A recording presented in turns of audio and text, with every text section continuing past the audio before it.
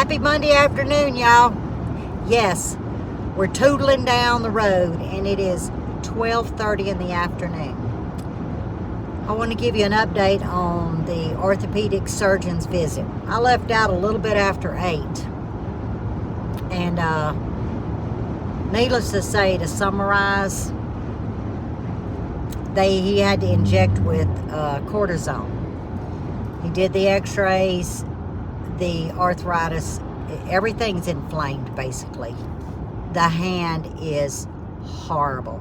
He said even without the problem, that you can see that plate right there, the hand, he said, shot. I was like, yeah, my body's shot, but what's new? So he said, but no, seriously, we got to bring that inflammation down.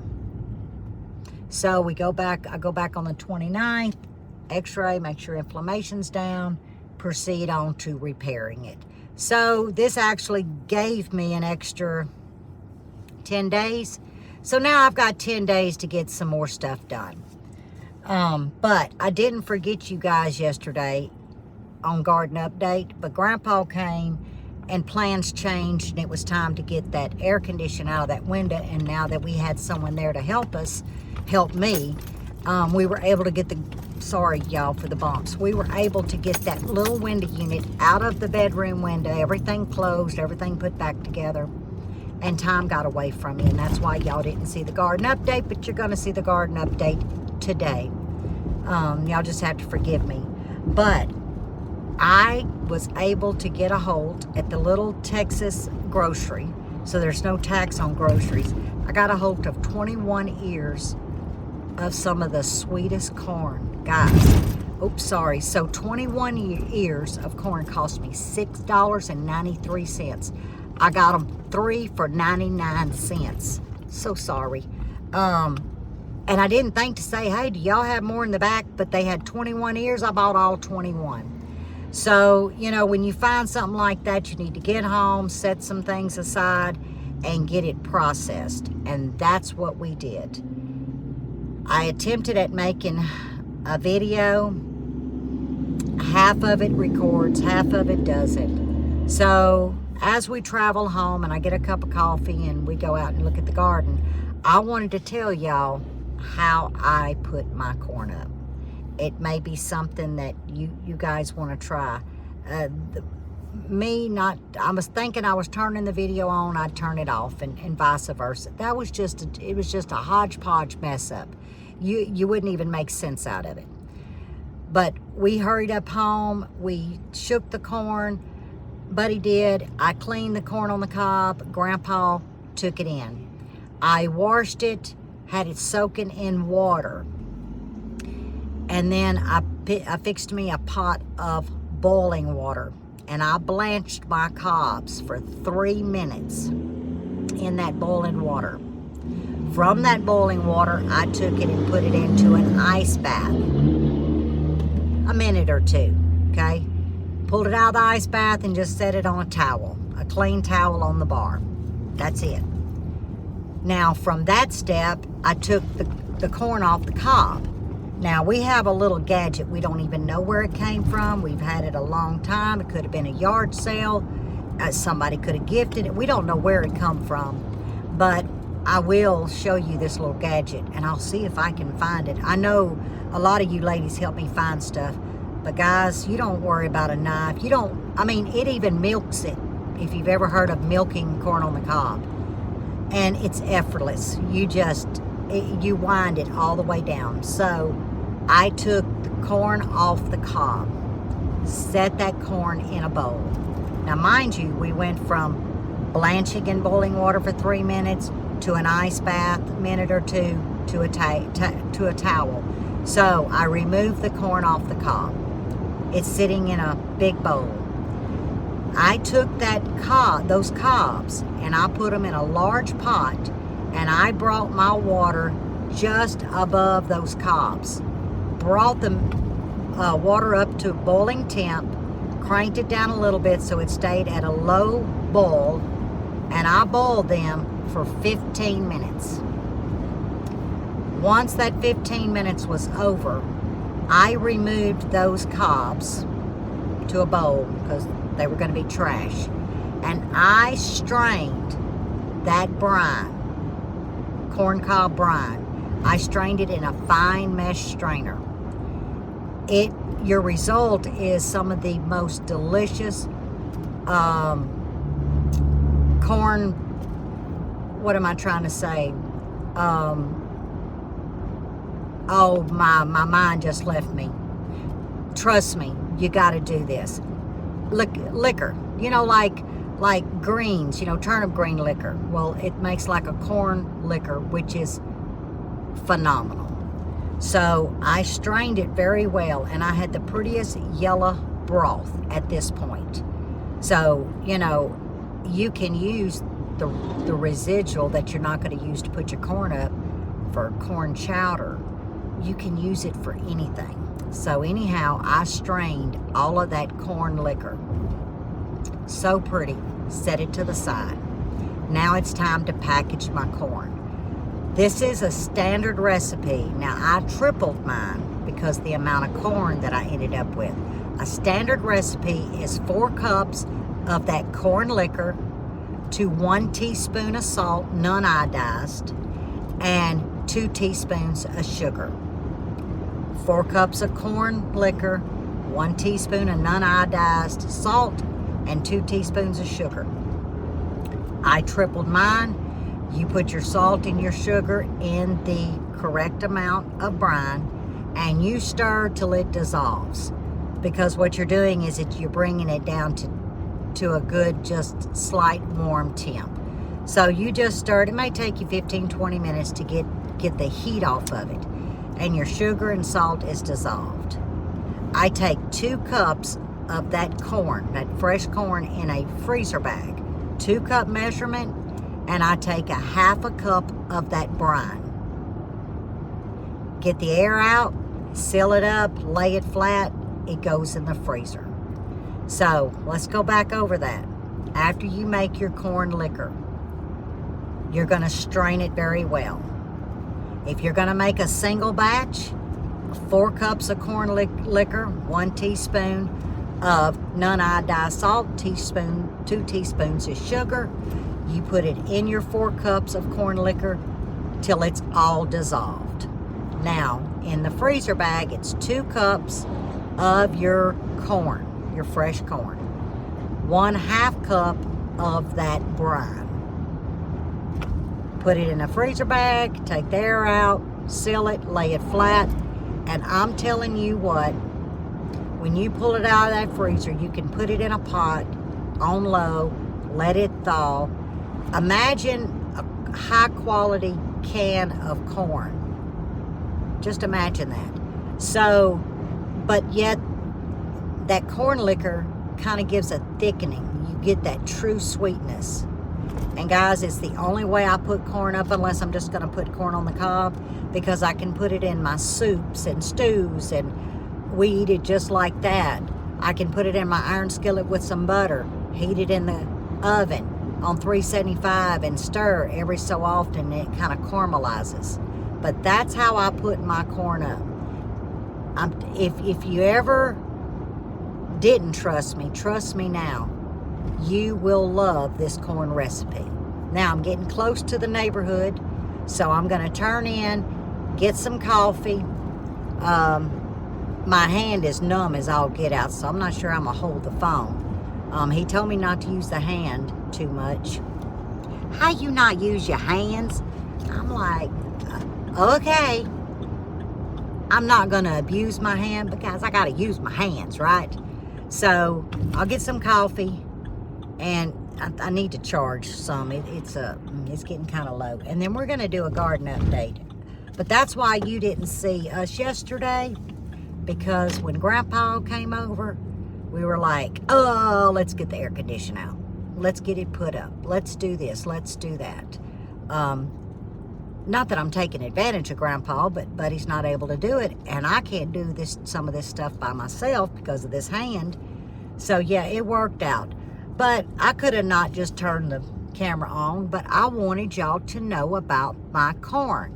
And like I said, I really tried to make a video And I don't know, I normally let a video just run, and then I cut in between because I don't do a lot of editing. Y'all, I would turn it on when it need to come off, turn it off when it need to stay on. I said, Lippy, what did you do to this thing?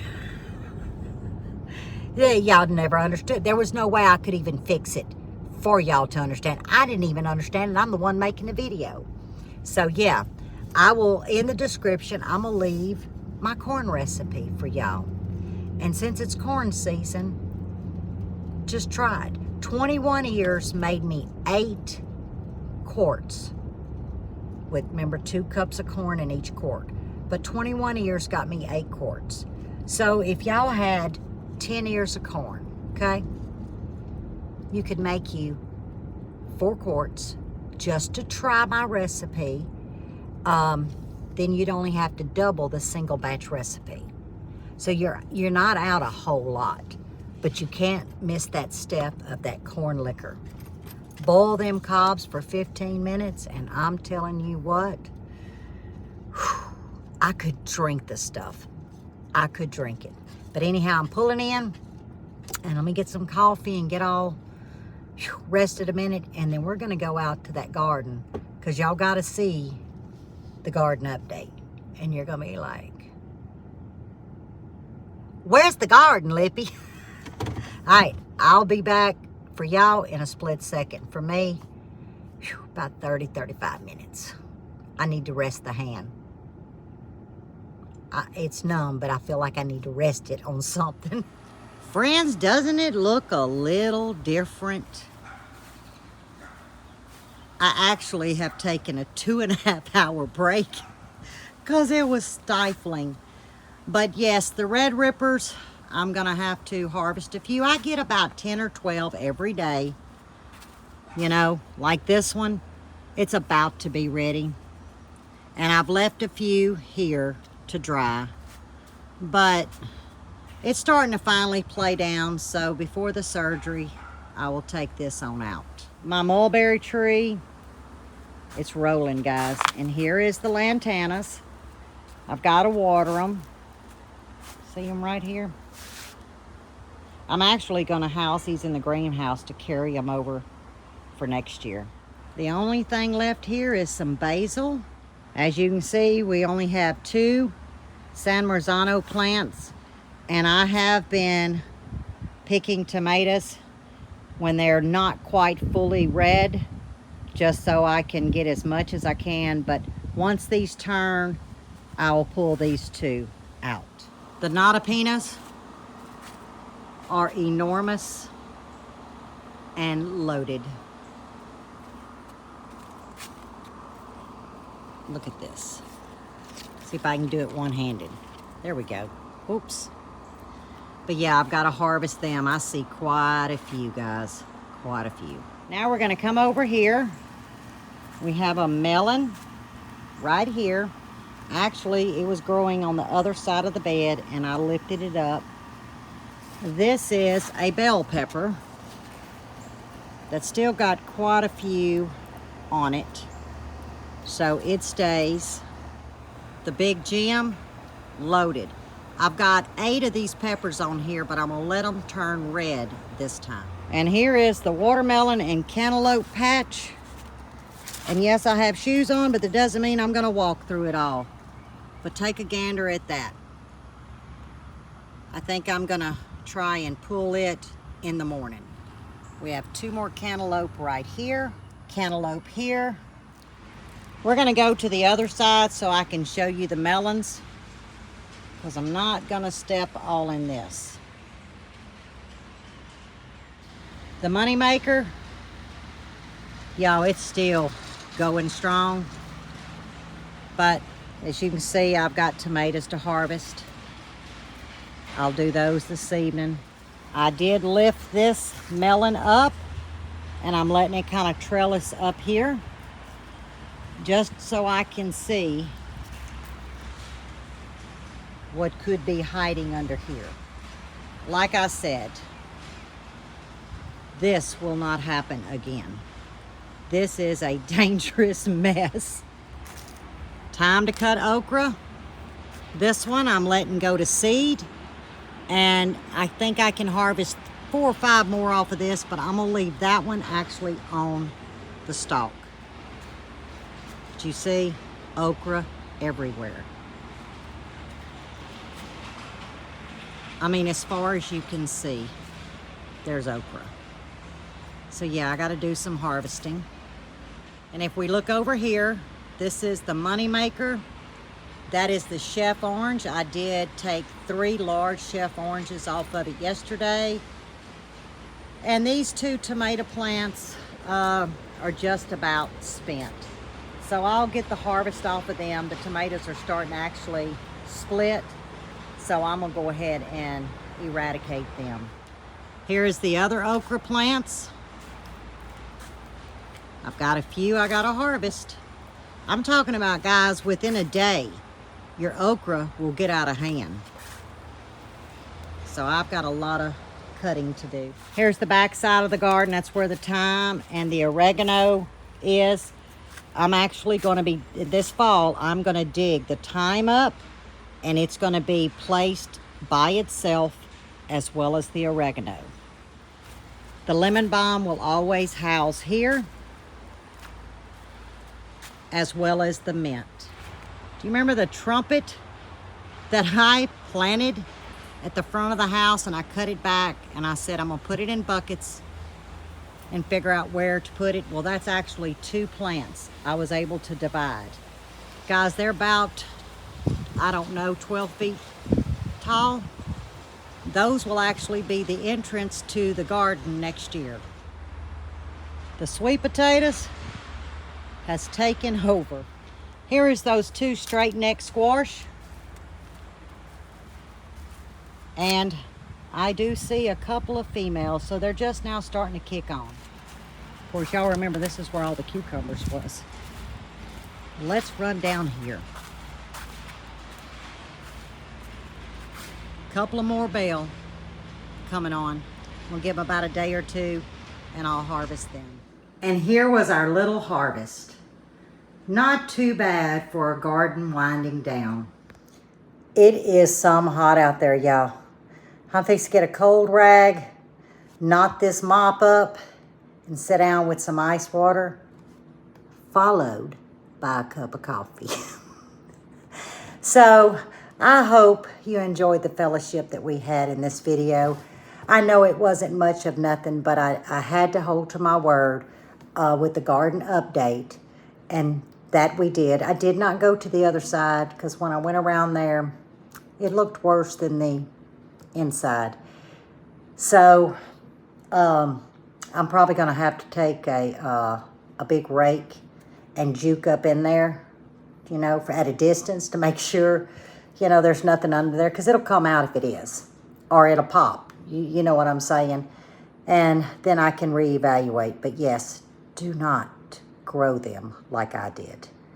We're gonna change it up next year because we have a lot of snakes here, and Lippy can't see colors. So, you know, I have to be very mindful and I have to pay attention. And sometimes that's not my strong suit because I'm like looking straight forward. This is what's got to get done, get it done. And I lack in paying attention to the ground around me. So I need to get better at that. But I hope your weekend was good. How do I say this? I hope the event that took place Saturday evening, if nothing else, it was a validation that we have to rebuke this evil in this country. And we have to unite as one. The spewing of hatred and the wishing upon someone's death, spewing violence towards one party. We're better than that. That's not accepted in this country. So, if anything else, I hope you and your family was able to come together and really pray for our country as well as our nation, because we are better than what we experienced this past weekend. But my Monday was good. My hand is waking up. I'm not going to show y'all the bandage, but let's just say I got to change bandages. And I'll have to wait till Mr. Buddy gets here in a few minutes to help me change the bandage. It kind of yucky. So I got to get that done. It has come to life, and it don't feel so good. But I promise to continue to fellowship with y'all through video. We may actually have some lunch lives, just sitting down and getting a cup of coffee, a glass of sweet tea, a cup of hot tea, whatever your drink of choice is, and just visit. Because I have 2 weeks to not use this hand. I'm half prepared, but I'm half not. So I gotta work on that. And editing videos on a phone where it takes 2 hands puts me in a bind because of the thumb. But I'm going to do the best that I can. So like I said, we may end up going live on the laptop, you know, so we can visit and fellowship. And I'll do the best that I can in making videos and sharing just things that Buddy and I do, you know, how we live, how we preserve, just what we do here. And I hope y'all understand. So it's not going to be like 5 days and no video. Just be prepared. It's going to be spontaneous, and there will probably be more lives. And yes, you can rewatch than videos because it doesn't require me to use this hand a lot. Plus, I don't have a mouse for my laptop, but I do have one finger, but I have my phone, and I'm going to borrow Mr. Buddy's personal phone so I can read the chat since I can't really see that well the way that screen changes colors. So we'll figure it out. Don't worry about it. But as always, stay safe, stay well, and God bless. A little prayer my way is greatly appreciated, and always prayers your way. Love y'all.